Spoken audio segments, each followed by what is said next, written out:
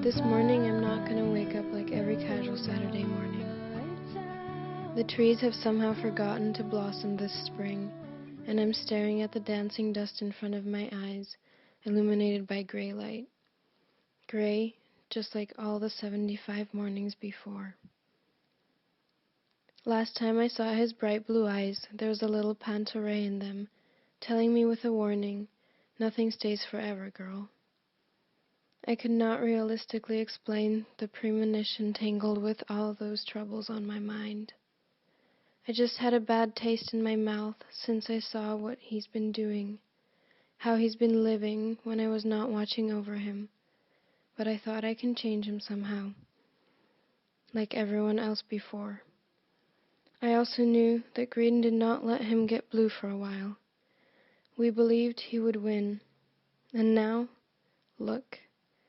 It has been the 3rd day since he silently went away. I have no idea where the fuck he is. The phone rang twice. Then I found a message. Not the familiar voice which I was expecting. An unknown cold voice is telling me that my partner's been arrested. It turned my stomach upside down. I cried, screamed, but nothing really helped. I could not stop thinking about him, about us. The future is over. I had been screaming for a week or two. Instead of contemplating, creating some perfect escape plan, my mind was heavy like a plastic bag full of stones, occupied by that heavy apathy that won't let me get over it. Hours went by, and I got weaker and weaker, drowning in shit all around. The great thing about indifference and apathy is that in some ridiculously unbelievable harsh way, it protects us till we start running in our vicious circles. This time was just about preparing for it, endlessly questioning myself. How long do I have to suffer for some happy endings? Or is this my bitter finale?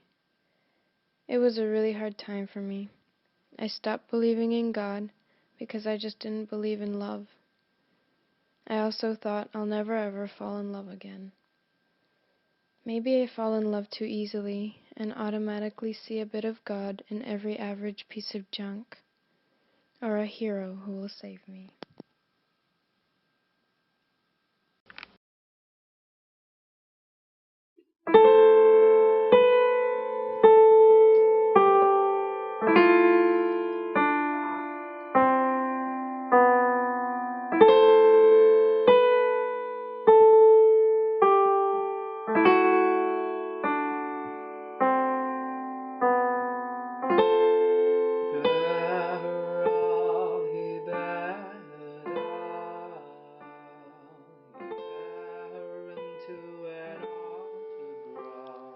So I spent the next nights contemplating what I could have done better, cursing my own karma with all the flying angels above. Helplessness. Can it get any worse? Yes. The baby was dead. The baby's contagious touch ran through my veins. It was a living nightmare to live with the knowledge that I let him kill her. Later in the hospital, I used to have the same dream. I was there, locked, and had nothing to eat, and I could not survive. I had lost time by living with the man who was building a coffin for me and his daughter. Building a coffin with every snort he took. It's too late, and this is the price I paid. But eventually I could help myself. I stood at the windowsill to stop weeping. The October wind blew my tears away, and I climbed to the roof of the next building. There's a big meadow full of poppies. Fragile as I am, I could see their tears and fears, but no walls, no chained lovers anymore. Just a sinister wind, blowing them ruthlessly as their life goes by. They dance. Some of them will end up beaten down, but the most of them will stay dancing there, wild with the unbearable lightness I so wanted to reach. Do you want to know how I survived? This dream has saved me. That night with poppies, rooftops, high above the city. Now I know what that meadow's supposed to mean. A bathroom floor, the real abortion of love. Even though I know I was hallucinating at the end, but since that night I have been strolling hundreds of miles west every weekend, laying down there, and every time I feel like I'm subsequently forgetting about what happened. I'm not weaker for those feelings anymore, because I am not scared of death anymore. I have nothing to lose, except some bright mornings that I'm trying to fill with the casually painful and beautiful happiness I'm discovering in the end.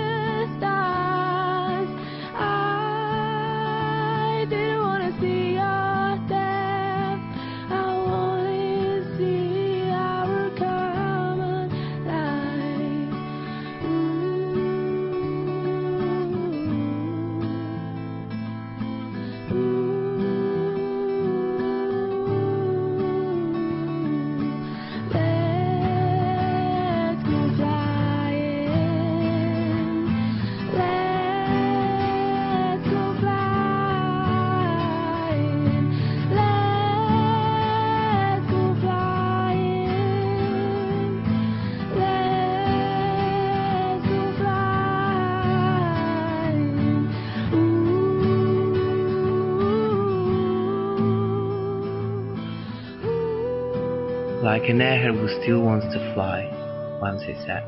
He doesn't want to be longer just one person, because life is too short to live bored by that existence. So he decided to explore everything he could in his own body, to be whoever I ever want to become. Everybody, no one, the only one. Just to fly far away from this monochrome but sometimes comfortable box of conformism. Unlock myself. And by that I mean just authentic experience. And suddenly I saw all these dreams turn into sweet reality. Or was it just a pure protection in my head? Big naive glasses, blindness of summer love.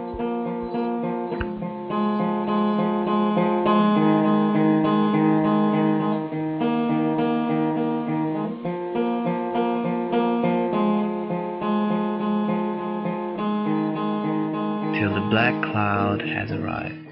Everything disappeared in a second. Painful combat. Falling down, rolling in the ground that I came from again, over and over again. But beginning. Still on the way, surprised by golden that exists and flutes in human veins as long as we kiss. That made me feel like I am free again, like an uncorrupted dove catches in a flannel tee. Just a few weeks after, when the proximity of our bedrooms nearly killed me, I have realized I was dreaming all the time. And I'm addicted to you. Like dear pitiful Prue said, if a little dreaming is dangerous, the cure for it is not to dream less, but to dream more, to dream all the time.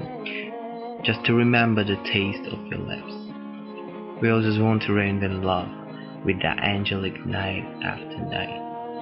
I was not always that kind of guy like I'm today. Just a rabbit-hearted runner that used to escape from any kind of responsibility. Still on the run, far from home, friendships, or any other deeper relationships. All the ships were just sinking in the same milk lake like a glass of milk they used to give me all that time when I came home drunk. A wide hopeful drop for those glassy eyes, treating me nicely with a speech of grotesque innocent liar. And now, I'm dreaming about youth, which is slipping through my fingers as I'm regretting the only thing I have done. And I thought I could just simply take it back by swimming night after night in turpentine rivers. In fact, I was balancing between insanity, hypocrisy, shame, and art, which I hope would save me from myself. Human beings are fated to look for as much pleasure, balloons, happiness, and joys as they can catch. But the trick is to know how to hold it. Holding tight, like little kids are holding their balloons, and to be fucked up all day long when it flies away. So I paved my road with the maximum of pleasure. Sometimes I was riding on the road with a terrible pain and tears on my cheeks, just to understand what real happiness is about.